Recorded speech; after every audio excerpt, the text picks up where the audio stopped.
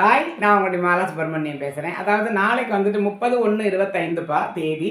கிழமை வந்துட்டு வியாழக்கிழமை. நட்சத்திரம் திருவோண நட்சத்திரம். ராசி மகர ராசி. சரியா? அண்ட் திதி வந்துட்டு பிரதமை திதி. இன்னைக்கு அமாவாசை, நாளைக்கு ஆக்சுவலாக பிரதமை ஃபாட்டிமை அப்படின்பா ஒரு சில பேரெல்லாம்.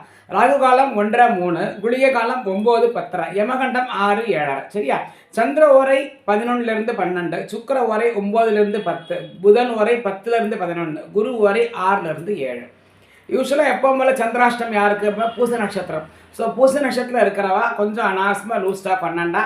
டியூட்டிக்கு போகும்போது கொஞ்சம் கேர்ஃபுல்லாக பார்த்து எடுத்துக்கோங்க. ஃப்ரெண்ட் சர்க்கிள் அண்ட் மேனேஜ்மெண்ட்டில் யாராவது சொன்னால் கொஞ்சம் ஓவராக பேசாததுக்கு கொஞ்சம் நார்மலாக இருந்துக்கோங்க. அண்டு ஆற்றில் இருக்கப்பட்டவங்க வந்துட்டு அக்கம் பக்கத்தில் அனாவசியமாக பேசாமல் நம்ம சொந்தக்காரால்ட்டையும் தேவையில்லாமல் வம்பு வளர்க்காமல் கொஞ்சம் கேர்ஃபுல்லாக பார்த்து இருந்துக்கோங்க.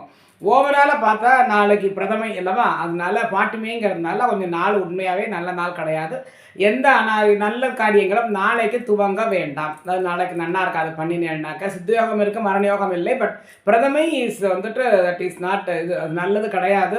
ஸோ அதனால் நாளைக்கு ஒன்றும் பெருசாக காரியங்கள் பண்ணணும்னு நினைக்கிறவா அவாய்ட் பண்ண முடியும். கொஞ்சம் போஸ்ட்பான் பண்ணிக்கலாம், கொஞ்சம் தள்ளி போட்டுக்கலாம் அப்படின்னா நீங்கள் தள்ளி போட்டுக்கோங்க. நாளைக்கு முடிஞ்ச வரைக்கும் நல்ல காரியங்களை அவாய்ட் பண்ணுங்க. மற்றபடி நாளைக்கு ஜென்ரலாக எல்லாருக்கும் நாள் நல்லதாகவே அமையட்டும். எல்லோரும் நன்னா இருங்கோ. சரியா?